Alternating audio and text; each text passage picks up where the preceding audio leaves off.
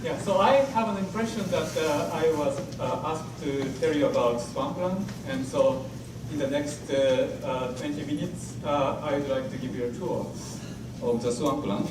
Maybe I'm too loud. Maybe I should.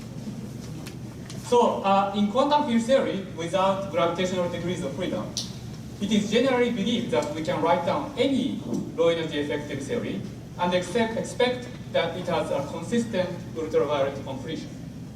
The only requirement is consistency that one can check in low energy. For example, all gauge anomaly must be cancelled. This is what the Wilsonian view of the renormalization group tells us. However, the situation may be different in theories with gravitational degrees of freedom. And indeed, there are non-trivial constraints that are not obvious in low energy. One such constraint says that quantum gravity does not have global symmetry. We can easily write down a low-energy effective theory with global symmetry, but, oops, don't somebody touch the, yeah, it's not up to you. Even though you are the chair. I have the microphone. So one such constraint is that quantum gravity does not have global symmetry. We can easily write down the low-energy effective theory with global symmetry, but it cannot be exact symmetry in full quantum gravity. Any accidental global symmetry in low energy has to be either broken or gauge symmetry in disguise. Daniel Harrow and I have recently completed a proof of this statement in the context of ADS-CFT correspondence. We have also proved the completeness hypothesis, which states that all possible charges with respect to long-range gauge symmetry must be realized. Logic we use to prove this theorem does not rely on string theory. We only assumed ADS-CFT correspondence, which we believe should be applicable to any consistent quantum theory of gravity. In 2005, Qumran-Baffa proposed a Swampland as a set of effective field theories that seems consistent in low energy, but cannot be derived as low energy approximation to consistent quantum gravity. Swampland condition delineates a border between the swampland and the landscape. Over the last 14 years, several swampland conditions have been proposed with various degrees of rigor. So you can see that a horizontal axis goes from useful to useless, and the vertical axis goes from rigorous to speculative. And as many things in your life, things lies on the diagonal axis. As I mentioned, the absence of global symmetry and the completeness of gauge representation have become theorem by my work with Harrow. The weak gravity conjecture and the distance conjecture strengthen and quantify this theorem, as I'm going to discuss now. Weak gravity conjecture states that in any effective theory described by Einstein gravity coupled to Maxwell field, if it has a consistent ultraviolet completion, there must be a particle with charge Q and mass m, such that m measured in the Planck unit is less than or equal to the absolute value of Q. String theory has no continuous free parameters. All parameters can be varied locally. They are expectation value of scalar field. The distance conjecture Qumran-Baffa and I proposed in 2006 is about property of the moduli space of such scalar field, with a metric defined by their kinetic terms. The distance conjecture states, 1, the moduli space is non-compact. Pick any point x, you can go infinite distance away from it. It also states that compared to the theory at x, the theory at y in distance much greater than the Planck scale has a tower of light particle with exponentially small masses, namely masses suppressed by the exponential of the distance between x and y measured in the Planck units. The low energy effective theory defined at x breaks down at y because of these new light degrees of freedom. Though the weak gravity conjecture and the distance conjecture have not been proven rigorously, over the last decade, these conjectures have successfully passed a highly non-trivial test with a large variety of Calabi-Yau compactification. Logical connection between these conjectures and other conjectures, such as the cosmic censorship hypothesis, have been formed. We believe that these conjectures are applicable to any consistent quantum gravity, not restricted to string theory. So far, however, tests have only been done in string theory, since it is the only theory in which reliable calculation can be done. These Swampland conditions have stronger implications on low energy effective theory. As I mentioned, the no global symmetry theorem does not tell us how symmetry should be broken or gauged. The completeness theorem predicts magnetic monopoles, but it does not tell us how heavy these monopoles are. The weak gravity conjecture and the distance conjecture strengthens and quantify these statements. So let me give you one example of this. So Daniel Harrow, as I said, Daniel Harrow and I showed that the no global symmetry theorem applies to spontaneously broken symmetry also. For example, if there is a low energy effective theory with massless scalar field with flat potential, the theory has a symmetry which shifts the value of scalar field by a constant. This symmetry is spontaneously broken in 3 or more dimensions, and the scalar field is a Goldstone field in this case. Our no global symmetry theorem prohibits such symmetry even if it is spontaneously broken. Therefore, this shift symmetry must be violated at some point. My distance conjecture with Qumran quantifies how it is violated. If the value of scalar field shifts much more than the Planck scale, the low energy effective theory must break down by the power of exponentially light particles. The only potential counterexample to this distance conjecture I'm aware of is the axial monodromy model proposed in 2008 by Liam McAllister, Eva Silverstein, and Alexander Westphal. Therefore, I would like to take this opportunity to explain why it does not make a counterexample. To make sure what I'm going to tell you is fair to those who have worked on the axial monodromy, I discussed it with Westphal, who is a co-inventor of the model. In fact, he and I worked on this part of the presentation together, and he approved of the remarks that I'm going to read now, so it's vested. Over the past decade, several papers have appeared pointing out that trans-Planckian excursion in the axial monodromy may become difficult once we take into account modular stabilization.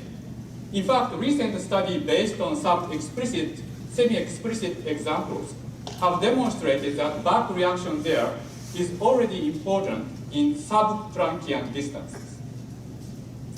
Typically, the model contains both axion mode and the radial mode. As we go around the axion direction, the back reaction to the potential starts to move the radial mode and eventually destabilize it. The radial mode starts running away towards the large volume limit, shutting off the monodromy excursion of the axion mode. At the same time, this runaway of the radial mode generates a tower of light Karuta-Klein mode. This behavior is consistent with the distance conjecture. To circumvent this problem, the F-term axial monodromy inflation was proposed by several groups in 2014. However, paper by Irene Valenzuela and her collaborator in 2016 and 17, followed upon by earlier paper by Baum and Party in 2016, showed that F-term monodromy also suffers from control issues if a hierarchy of mass scale cannot be engineered. A similar program for models with D7 brane was pointed out last year by Liam McAllister, who is a co-inventor of the axial monodromy. In the paper posted last December, McAllister and his student reported that moving D7 brane induces the D3 brane charge, and that resulting back reaction may preclude large field inflation due to what they call a dramatic effect on the superpotential, even in one period of action field. The distance conjecture is an asymptotic statement and is applicable for a field range parametrically larger than the Planck scale. So far, some model of axial monodromy seems to avoid the instability within the field range of few times the Planck scale. If that can be confirmed in fully explicit construction, it would remain useful as an ingredient of certain inflation scenarios. Such model would not be a counterexample to the distance conjecture, since there is an order of one factor leeway in the field range as for when the exponential behavior begins to set in. Let me turn to other low energy implications of the Swampland conditions. 3 years ago, Qumran buffer and I pointed out that weak gravity conjecture will have further implications on low energy physics if we strengthen it slightly by stating that equality there in this relation between mass and charges holds only for BPS particle in theory with unbroken supersymmetry, and otherwise the inequality should be strict. We found that this slightly strengthened version of the weak gravity conjecture would put restriction on the neutrinos in the standard model. Our observations have been examined more carefully by Ibanez, Martin Lozano, and Valenzuela, and by Hamada and Xu, leading to the relation between neutrino mass and the density of dark energy that I show over there. The force power of the neutrino masses must be bounded above by the dark energy density under some assumption on physics beyond the standard model of particle physics. Given that a variety of constructions on low energy effective theory of consistent quantum gravity have been proposed and some have been proven, it seems reasonable to ask if there are constraints on the accelerated expansion of the universe. In the spirit of the title of this panel, let me pose the following question. Can one derive a low energy effective theory from a non-consistent quantum theory of gravity that accommodates a stable or quasi-stable digital space as its solution that explains either the observed accelerated expansion of the current universe or the proposed inflationary period of the early universe? Qumran Buff and I, together with our student Georges Opiero and Lev Spolvinenko, asked such a question and came up with a conjecture stating that if a low energy effective theory contains scalar field, either the gradient of the potential is bounded below or the minimum of its Hessian eigenvalue is bounded above. This conjecture, as well as the distance conjecture, does not exclude the inflation scenario, but they can put non-trivial constraint on the inflation models. Since there has been proposal on top-down construction of quasi-stable digital spaces from string theory, in the spirit of this symposium, it will be appropriate to discuss them at this point. KKLT scenario proposed by Kachuru, Karosh, Linde, and Trivedi 16 years ago is one of the best efforts to derive quasi-stable digital solution top-down from string theory. It has also been the most scrutinized proposals. KKLT starts with an anti-digital solution and then turned on supersymmetry breaking to lift the potential, aiming at creating a local minimum in the potential with small positive vacuum energy. Several steps in this scenario have been questioned, and their validity are currently being debated at various fronts. Rather than going into technical detail on these ongoing debates about KKLT, let me point out two fundamental difficulties one encounters in any attempt at top-down construction of this type from string theory. One is Dine-Zyberg program, and another is compactness of Calabian manifold. So let me discuss each of them. String theory has no free parameters, and any parameter of low energy effective theory is an expectation value of some scalar field in high energy.